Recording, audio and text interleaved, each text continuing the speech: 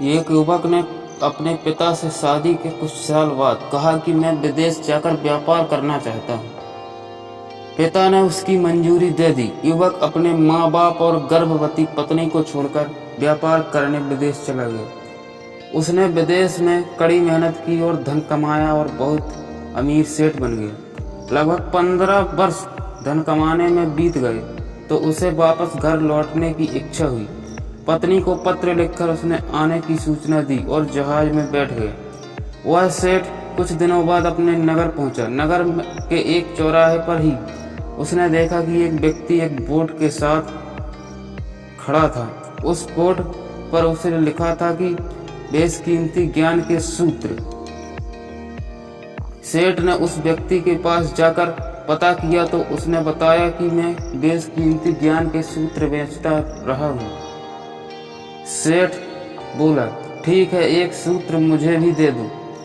वह आदमी बोला, मेरे हर ज्ञान सूत्र की कीमत 100 स्वर्ण मुद्राएं हैं।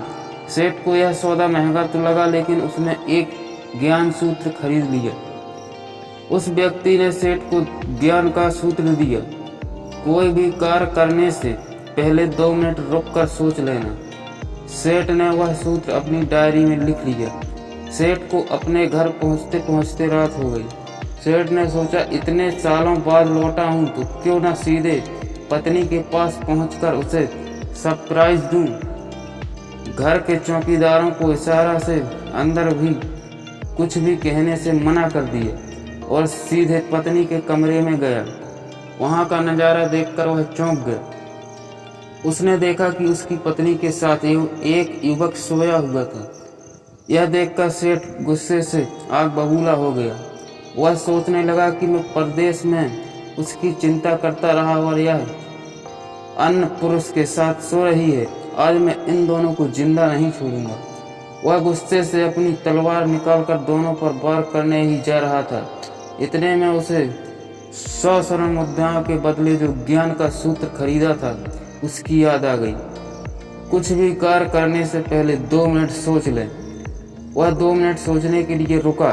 उसने तलवार वापस पीछे हटाई, लेकिन वो किसी बर्तन से टकरा गई।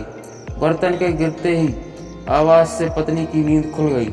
आंख खुलते ही उसने अपने सामने अपने पति को देखा तो वह बहुत खुश हो गई और बोली, आपके बिना जीवन सूना सूना था। इंतजार में इतने वर्ष कैसे निकले यह मैं ही जानती हूँ।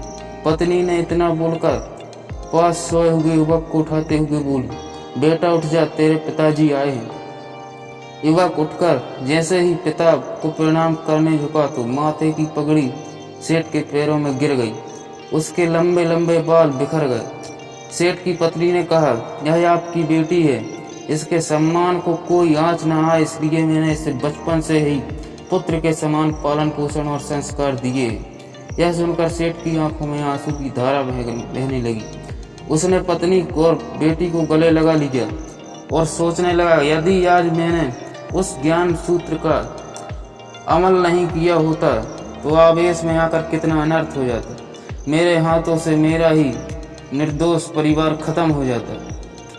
दोस्तों, इस कहानी से यही शिक्षा मिलती है कि जल्दबाजी में आकर कोई निर्णय न लें, क्योंकि जब हम आवेश में होते हैं तो हमें अच्छे बुरे का ख्याल नहीं रहता। इसलिए गुस्सा होने की स्थिति में कोई भी निर्णय न लें।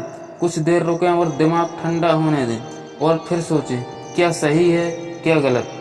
स्टोरी अच्छी लगी हो तो शेयर जरूर करें। चैनल पर नए हों तो सब्सक्राइब करें। जब तक के लिए मिलते हैं अगले वीडियो में। जय हिंद, वंदे मातरम।